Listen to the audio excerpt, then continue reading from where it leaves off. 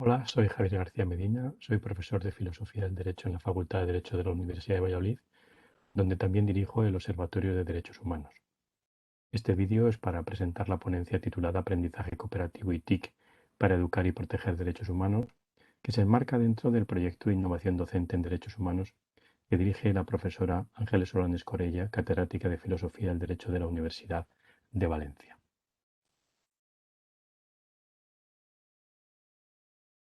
El marco de referencia de este proyecto es el carácter interuniversitario que posee. De él participan profesores de distintas universidades que imparten docencia en distintos niveles universitarios, grado, posgrado y doctorado. Y por lo tanto, este proyecto se alimenta de la experiencia extraída en su labor docente en estos distintos ámbitos. Ahora bien, el eje fundamental, lógicamente, de este proyecto y de la actividad de los profesores es la educación en derechos humanos, lo que significa la adquisición de una serie de conocimientos sobre la fundamentación de los derechos humanos, sobre la regulación y sistemas de garantía y protección de los derechos humanos y la asunción, como no puede ser de otra manera, de los valores y principios por parte de los estudiantes que son los que vertebran todo el derecho de los derechos humanos y toda la filosofía vinculada a los propios derechos humanos. Lo que se pretende, en último término, es responder a la cuarta fase del Programa Mundial para la Educación en Derechos Humanos marcado por Naciones Unidas. Esta cuarta fase había tenido una serie de precedentes de manera que se había dirigido la educación en derechos humanos fundamentalmente a otros colectivos, como pudieran ser las Fuerzas Armadas, o periodistas o jueces. Sin embargo, en esta ocasión, esta cuarta fase está centrada en los jóvenes y por lo tanto está muy justificado que se tome como referencia esta cuarta fase y esta idea de Naciones Unidas de promover la educación de derechos humanos en los jóvenes, haciéndose hincapié sobre todo en la educación y formación en igualdad de los derechos humanos y la no discriminación. Por supuesto, no hay que perder de vista la inclusión y el respeto de la diversidad con el fin de construir sociedades inclusivas y pacíficas. Este es un elemento definitorio por la sencilla razón de que la gestión de la diversidad es un elemento importante para conseguir ese tipo de sociedades en las cuales evidentemente la diversidad no solamente es una cuestión de hecho, es decir, sociológica, sino una cuestión de carácter normativo. Al fin y al cabo, estamos en el marco de un Estado de Derecho que afirma como uno de sus valores fundamentales la pluralidad social y, por lo tanto, esto hay que tenerlo en consideración. ¿En qué ha consistido la experiencia realizada en la Universidad de Valladolid en particular? Fundamentalmente nos hemos ocupado de realizar informes de apoyo e informes de país en solicitudes de protección internacional para desarrollar y poner en práctica el convenio con Cruz Roja, de manera que nuestros estudiantes lo que hacían era precisamente eso, estos informes que añadían y que se adjuntaban a las solicitudes de protección internacional de asilo y refugio dentro de este convenio con Cruz Roja de Castilla y León. Por otro lado, los estudiantes también se han ocupado de la resolución de dudas y apoyo a personas mayores en la defensa de sus propios derechos en el desarrollo de un convenio que ya se viene realizando durante bastante tiempo con la Gerencia de Servicios Sociales de la Junta de Castilla y León. Se trata, en último término, de presentar a las personas mayores cuáles son sus derechos y, sobre todo, apoyarles y explicarles algunas de las cuestiones que de algún modo les interesan especialmente. Por ejemplo, las cuestiones relacionadas con los testamentos, con el testamento vital, con su convivencia o la convivencia dentro de las comunidades de vecinos o incluso sus relaciones con los bancos. Esto lo explicaremos un poquito más adelante, dado que aquí el trabajo con las TIC es muy importante tenerlo en consideración. Efectivamente, los objetivos que pretendíamos realizar es impartir educación y formación en materia de derechos humanos a los estudiantes y que estos a su vez contribuyan a la formación en sectores extraacadémicos. Es decir, que vayamos más allá de las fronteras del aula, vayamos más allá de las fronteras de la propia facultad y nos ocupemos de aquellos sectores o colectivos vulnerables que demandan pues una información acerca de qué derechos les corresponden. Por lo tanto, el objetivo es desarrollar buenas prácticas, configurarlas, establecer guías, protocolos, mecanismos de actuación y presentar estos elementos a las personas involucradas. Aplicar y reformar unas metodologías educativas sólidas basadas en buenas prácticas y sometidas a evaluación continua, porque tengamos en cuenta que no era solamente una evaluación que pudiéramos hacer internamente o incluso que se pudiera hacer de manera externa, sino que es una evaluación con aquellos agentes que realmente estaban involucrados en en recibir esa información y por lo tanto teníamos un retorno prácticamente inmediato. Promover la integración de la educación y formación en materia de derechos humanos en los planes de estudio de grado y posgrado. Tengamos en cuenta que cuando se han definido en el marco del Espacio Europeo de Educación Superior, es decir, en el espacio de Bolonia, pues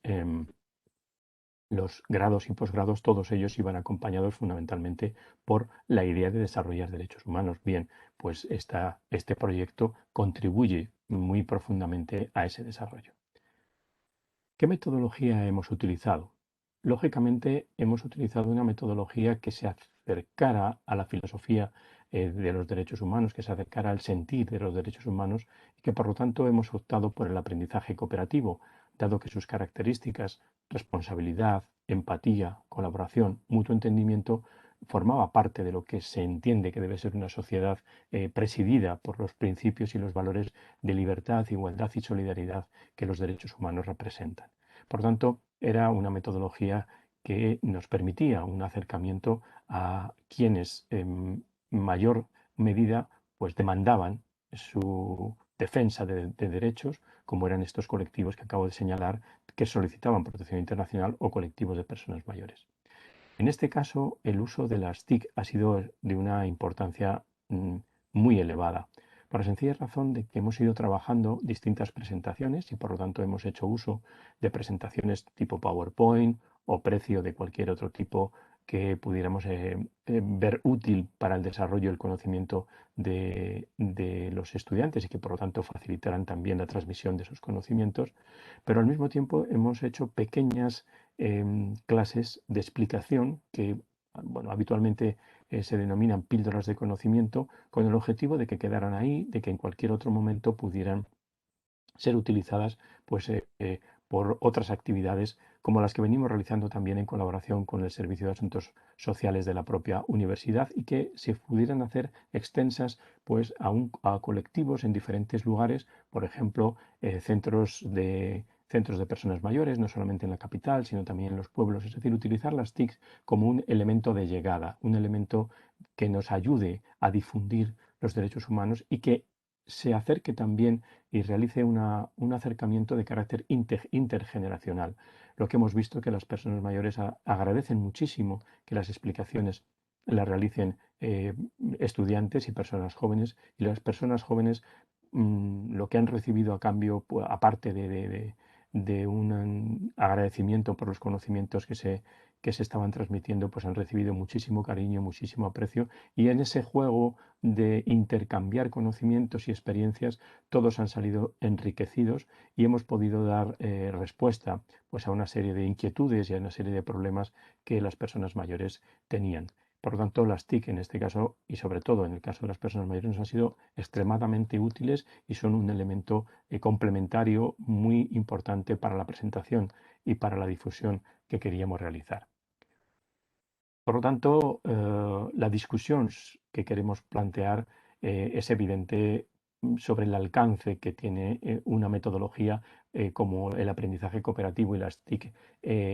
para realizar pues, una labor dentro de un proyecto de innovación docente. Es evidente que puede tener debilidades derivadas pues, de la propia composición de los grupos, de la dinámica de los grupos. Esto no se puede convertir en una amenaza en el funcionamiento, pero hasta ahora la experiencia ha sido muy buena y por tanto no podemos señalar que haya habido pues, grandes dificultades en este sentido. Las fortalezas, pues lógicamente profundizar no solamente en los derechos humanos, sino profundizar en el trabajo en equipo, profundizar en la empatía, profundizar en esa comunicación intergeneracional y oportunidades. La pandemia evidentemente ha sido muy dura, pero también nos ha dado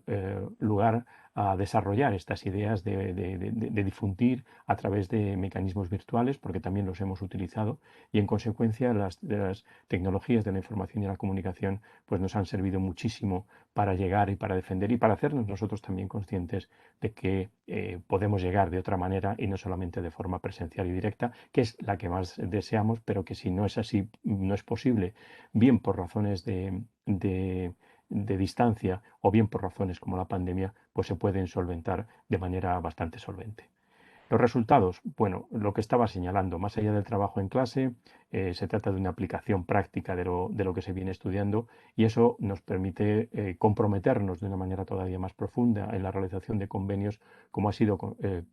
el convenio con Cruz Roja y con la Gerencia de Asuntos Sociales de la Junta de Castilla y León, y por lo tanto permite a los estudiantes darse cuenta de lo que está ocurriendo a su alrededor, ser dueños de su propio proceso de enseñanza-aprendizaje y adquirir competencias de carácter genérico y de carácter específico, por la sencilla razón de que eso coadyuva a que ellos alcancen esas competencias que el grado requiere para su consecución, ¿no? Conclusiones que podemos obtener. Bueno, pues esta intervención metodológica permite al estudiante una comprensión integral, holística, de las distintas áreas que tiene lo jurídico y por lo tanto les permite ver en determinado momento cómo las distintas áreas, los distintos espacios de conocimiento jurídico, pues se van interrelacionando y tienen una relación entre sí. El estudiante gana en seguridad porque tiene que presentar las cosas, tiene que responder, por lo tanto sus capacidades aumentan. Él es el protagonista de ese aprendizaje, ¿no? Requiere del profesorado, por supuesto, un trabajo distinto, distinto al que hasta ahora hemos entendido, porque prácticamente entendíamos el trabajo del profesor en el aula. Este es un trabajo fuera del aula y, por lo tanto, exige del profesor un mayor compromiso, formación continua, un acercamiento a los estudiantes muy distinto al que tenía hasta ahora, mucho más cercano, mucho más conociendo su forma de ser e intentando extraer de cada uno de ellos pues aquellos conocimientos y aquellas actitudes más positivas que pudieran pues estar ahí y que puedan ayudar al grupo y eso requiere por parte del profesor pues, un papel diferente, ¿no? Una mayor planificación, revisar constantemente lo que se está sucediendo dentro del grupo, lo que está sucediendo alrededor del grupo, cómo aportan cada uno de los miembros y una evolución constante de la actividad y de la coordinación. Difícilmente se puede llevar a cabo una actividad como esta si no es una coordinación y una planificación, porque hay que llegar a tiempo, es decir, hay que tener las cosas en un determinado momento para cumplir con los convenios y con los compromisos que habíamos adquirido, lo cual es una responsabilidad para todos, ¿no? Sí, requiere, en último término, traspasar las paredes del aula y presentarse a la sociedad, de la cual recibimos mucho, pero también hay que darle, ¿no? Y recibir también su valoración y su consideración. Por mi parte, nada más y muchísimas gracias por la atención.